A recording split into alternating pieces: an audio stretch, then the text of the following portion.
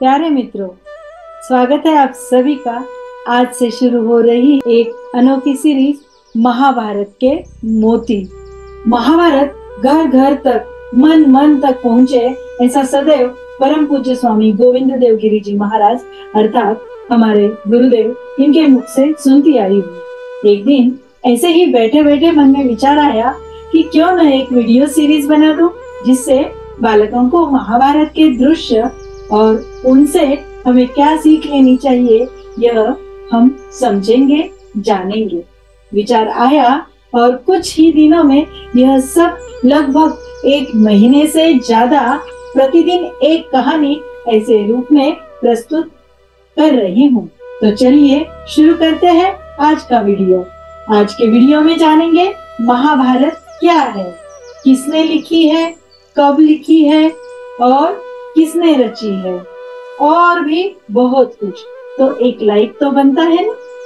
चलिए वीडियो को लाइक करके अपने मित्रों और परिवारजनों के साथ शेयर अवश्य करें। प्यारे मित्रों, जय श्री कृष्ण। क्या आपको पता है महाभारत क्या है? आप सब कहेंगे हाँ हम जानते हैं, कौरव और पांडवों के बीच में जो युद्ध हुआ था वही है महाभारत। नहीं नहीं, बिल्कुल नहीं, यह संपूर्ण सत्य नहीं है। महाभारत यह एक काव्य है। यह केवल एक राजवंश की कथा नहीं है, यह भाई भाई के बीच के संघर्ष की कथा नहीं है, स्त्री की प्रतिष्ठा और पीड़ा की कहानी है, कर्म और भाग्य के द्वंद्व की कहानी है, त्याग और बलिदान की कहानी है, नीति बनाम छल की कहानी है, प्रेम और वियोग की कहानी है। यह अनेक शिक्षा प्रदान करती है, जैसे सही गलत में भेद बतलाना, अहंकार का परिणाम अच्छा नहीं होता है, सच्चा धर्म मार्ग क्या है, भगवान श्री कृष्ण द्वारा हमारे जीवन के मैनुअल अर्थात श्रीमद् भगवद गीता का ज्ञान है।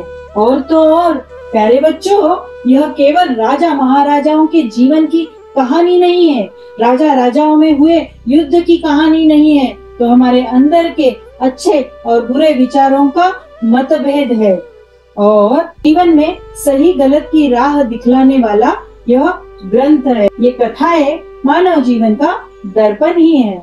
1 लाख से अधिक श्लोकों का 18 पर्व मतलब 18 अध्यायों का और 3100 ईसा पूर्व के आसपास लिखा गया यह काव्य है।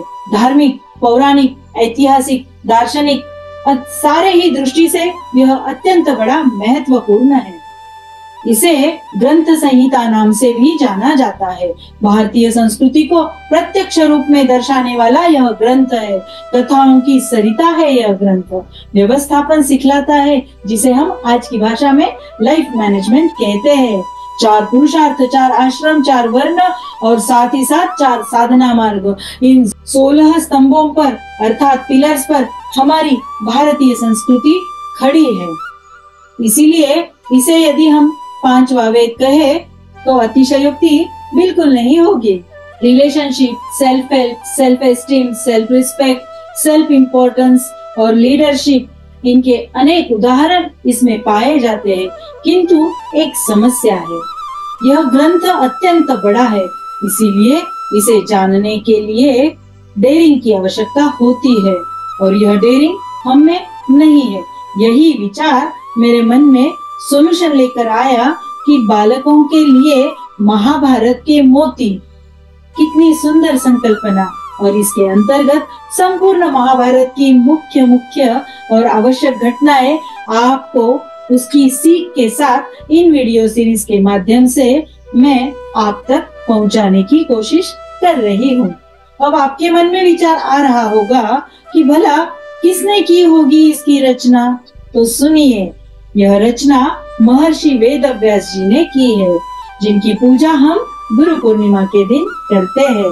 वही महर्षि वेदव्यास जी, वे एक महान ऋषि थे। उनकी माता का नाम था सत्यवती।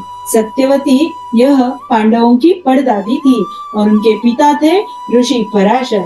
उनका रंग सांवला था, इसीलिए उन्हें कृष्ण, और वे एक द्वीप पर, टापू पर अर्थात आइलैंड पर जन्मे थे, इसीलिए उनको द्वैपायन अर्थात कृष्ण द्वैपायन नाम से भी जाना जाता था।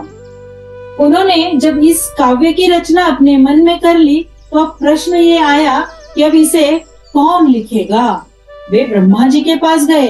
ब्रह्मा जी ने कहा, जाओ, गणेश जी यह ग्रंथ लिखने में आपकी मदद अवश्य करेंगे, तो आपको गणेश जी को पूछना चाहिए। वेदव्यास जी गणेश जी के पास गए और उन्होंने उनसे इस ग्रंथ को लिखने की विनती की, अनुरोध किया।